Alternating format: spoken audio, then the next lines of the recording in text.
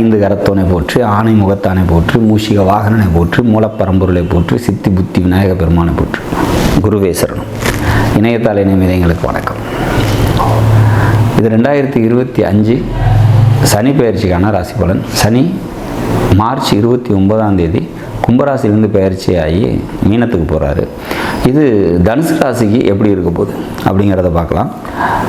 உங்களோட ராசியை பொறுத்த வரைக்கும் 2 மற்றும் 3ஆம் அதிபதி, குடும்பஸ்தானாதிபதி, தைரியம் வீரியம் சொல்லக்கூடிய தைரியஸ்தானாதிபதி, இளைய சகோதரன் குறிக்கக்கூடியவர், மாமனாரை குறிக்கக்கூடிய கிரகம் அப்படின்னு சொல்லக்கூடிய சனி பகவான் பயிற்சியாகி 4ஆம் பாவத்தில் வந்து அமர்றார்.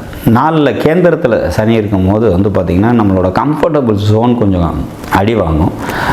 அது கடினமாக உழைக்க வேண்டியது இருக்கும். அங்கேயும் இங்கேயும் ஓட வேண்டியது, அழைச்சல், உழைப்புக்கேற்ற ஊதியம் கிடைக்காமல் இருக்கிறது, அந்த மாதிரியான ஒரு சில அசௌகரியங்கள் ஏற்படும். 10ஆம் பார்வை அவங்களோட ராசியை பார்க்குறாரு. அப்போ மனசில் யாருக்கும் கட்டுப்பட்டு போகக்கூடாது அப்படிங்கிற எண்ணம் தோன்றும். எல்லாத்தையும் எதிர்க்க தோணும். ஒரு புரட்சிகரமான சிந்தனையெல்லாம் கொடுப்பாரு அப்படிங்கிற மாதிரியான ஒரு அமைப்பு. வேலைக்கு போயிட்டு இருக்கவங்களுக்கு வேலையில் சிக்கல் ஏற்படுறதுக்கு வாய்ப்பு உண்டு. தாய் வழி சொந்தங்கள்கிட்ட மனக்கசப்பு ஏற்படுறதுக்கான வாய்ப்புகள் உண்டு. சொந்த தொழில் செஞ்சிட்டு இருக்கவங்களுக்கு தொழிலில் கூடுதல் கவனத்தோடு இருந்துக்கணும் அப்படிங்கிற மாதிரியான ஒரு அமைப்பு. இப்போ 4ஆம் வீட்டில் கேந்திர ஸ்தானத்தில் சனி இருக்கும்போது இது நற்பலன்களை தரத்துக்கு வாய்ப்பு இல்லை அப்படிங்கிறத நம்ம புரிஞ்சுக்கணும். ஆனால் இது எல்லாருக்குமே இப்படி தான்ப்பா இருக்குமா? தனுசு ராசியில் பிறந்த அத்தனை பேர்த்துக்குமே இதுதான் நடக்க போதா அப்படின்னா அப்படி இல்லை. அங்கே உங்களோட ஜனனகால ஜாதகத்தில் சப்போஸ் ஒரு 1988 பிறந்திருக்கீங்க அப்படின்னா 4ஆம் சொந்த வீட்டில் ஆட்சி நிலையில் இருப்பாங்க. அப்போ அந்த ஆட்சி பெற்ற குரு மேலே சனி ட்ராவல் ஆகக்கூடிய டைம் பார்த்திங்கன்னா பல நன்மைகளை தரும். சப்போஸ் பங்குனி மாதத்தில் பிறந்திருக்கீங்க, அங்கே சுக்கிரன் இருக்கார் அப்படின்னா இந்த சனியோட தாக்கம் கம்மியாக இருக்கும் அப்படிங்கிறது புரிஞ்சுக்கணும். சப்போஸ் அங்கே ராகு இருக்குது அல்லது கேது இருக்குது, சூரியன் இருக்குது, செவ்வாய் இருக்குது அப்படின்னாக்கா இப்போ இந்த சனியோட வீரியம் இன்னும் கூடுதலாக இருக்கும் அப்படிங்கிறதையும் புரிஞ்சுக்கணும். அப்போ நன்மைகள் தரக்கூடிய விதத்தில் உங்களோட ஜனனகால ஜாதகம் இருக்குது அப்படின்னா உங்களுக்கு கடுமையான பலன்கள் இல்லாமல் நற்பலன்கள் நடக்கும் அப்படிங்கிறதுல மாற்று கருத்து இல்லை. இதெல்லாம் எதுவுமே இல்லைப்பா, எனக்கு அங்கே அந்த கட்டமே காலியாக தான் இருக்குது, மீனராசியில் எந்த கிரகமும் இல்லை அப்படின்னா கவலைப்பட தேவையில்லை. உங்களோட ஜனனகால ஜாதகத்தில் இப்போ நடப்பு திசை உங்களுக்கு சப்போர்ட்டிவிட்டியாக இருக்கும்போது இந்த கோச்சாரத்தோட பாதிப்பு உங்களுக்கு பெருசாக இருக்காது. அப்போ இதுக்கு விதி அப்படிங்கிறது எவ்வளோ கடினமானதோ அதே போல் விதி விலக்குங்கிறது ஏராளமாக இருக்கும் அப்படிங்கிறத நம்ம புரிஞ்சுக்கணும் அப்படிங்கிறதுக்காக தான் அதை சொல்கிறோம்.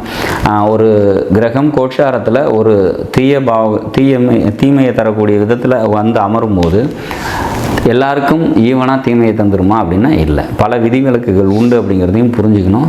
இங்கே 4ஆம் வீட்டில் சனி நின்று நன்மைகளையும் தரதுக்கு வாய்ப்புகள் உண்டு அப்படிங்கிற மாதிரியான ஒரு அமைப்பு. இந்த சனி பார்த்திங்கனாக்கா அப்படியே பெரிய தீமைகளை செஞ்சாலும் ஒரு வருஷத்துக்கு மட்டும் தான் செய்ய முடியும், அடுத்த ஒரு வருஷம் நிச்சயமாக செய்ய முடியாது. ஏன் அப்படின்னா இந்த வீட்டின் அதிபதியான குரு பகவான் அவரோட வீட்டையே அவரே பார்ப்பார். அதாவது 2026 குரு பயிற்சியில் கடகத்துக்கு வரக்கூடிய குரு பகவான் உச்சம் பெற்ற நிலையிலிருந்து தனது 9ஆம் பாகிஸ்தான பார்வையை அங்கே செலுத்தும் போது இந்த சனி மேற்கொண்டு நன்மைகளை தந்தே தீரும் அப்படிங்கிற மாதிரியான ஒரு அமைப்பு. ஸோ மொத்தத்தில் இந்த சனி பயிற்சி பார்த்திங்கனாக்கா எப்படி பார்த்தாலும் நன்மைகளை தரக்கூடிய விதத்தில் மாறும் அப்படிங்கிற மாதிரியான ஒரு அமைப்பு. ஊர் எல்லையில் இருக்கக்கூடிய காவல் தெய்வ வழிபாடு கூடுதல் சிறப்பையும் நன்மையும் உங்களுக்கு தரும். உங்களால் முடிஞ்ச உதவியை சனிக்கிழமை அன்னைக்கு பார்த்திங்கனாக்கா அன்னதானம் பண்ணி ஒரு 4 பேருக்கு உங்களால் முடிஞ்ச உதவிகளை செஞ்சுக்கிட்டு வாங்க.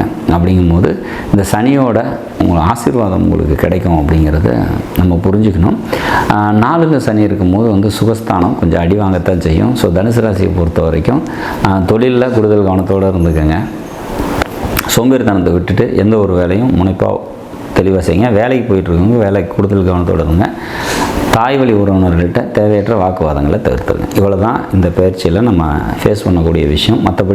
மற்ற விஷயங்கள் அனைத்தும் நன்மைகள் தரக்கூடிய விதத்தில் நிச்சயமாக இந்த சனி பகவான் அமைச்சு தருவாருங்கிறதுல மாற்று கருத்து இல்லை.